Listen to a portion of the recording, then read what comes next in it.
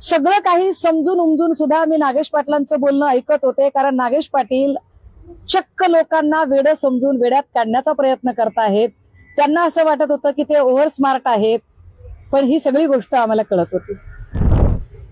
नागेश पाटील आष्टीकर बद्दल मी बोलावं तेवढं थोडं आहे, कारण नागेश पाटील आष्टीकर त्यांना असं वाटतं की ते सगळ्यात मोठे तिस्मार खान आहेत. परंतु नागेश पाटील आष्टीकरांच्या गेल्या 2 महिन्यांपासून चाललेल्या जेवणावळी असतील, बैठका असतील, या सगळ्यांच्या बातम्या आमच्यापर्यंत पोहोचत होत्या. मी दिल्लीत नसले तरी दिल्लीत तुमचे 500 असतील, आमचे 50 तरी असतील. त्यामुळे तुमची जेवणावळी कुठे झाल्या, तुमच्या बैठका कुठे झाल्या, या सगळ्या टीमचे मुख्य कॅप्टन संजय देशमुख आणि या सगळ्या टीमचे व्हाईस कॅप्टन नागेश पाटील आष्टीकर.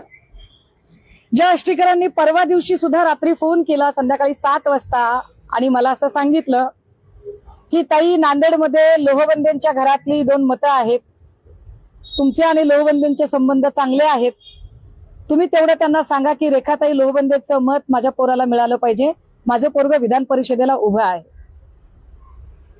सगळं काही समजून उमजून सुद्धा मी नागेश पाटलांचं बोलणं ऐकत होते, कारण नागेश पाटील चक्क लोकांना वेडं समजून वेड्यात काढण्याचा प्रयत्न करतायत.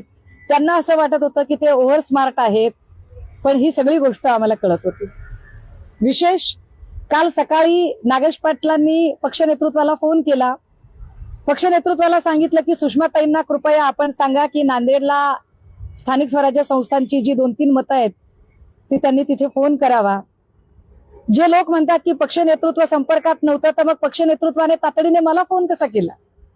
नागेश पाटलांच्या संपर्कात एवढं सगळं होऊन नागेश पाटील आपल्याशी बेईमानी करणार आहेत हे माहीत असून सुद्धा पक्ष नेतृत्वाने नागेश पाटलांना शब्द दिला की हो, मी सुषमाताईंशी बोलतो.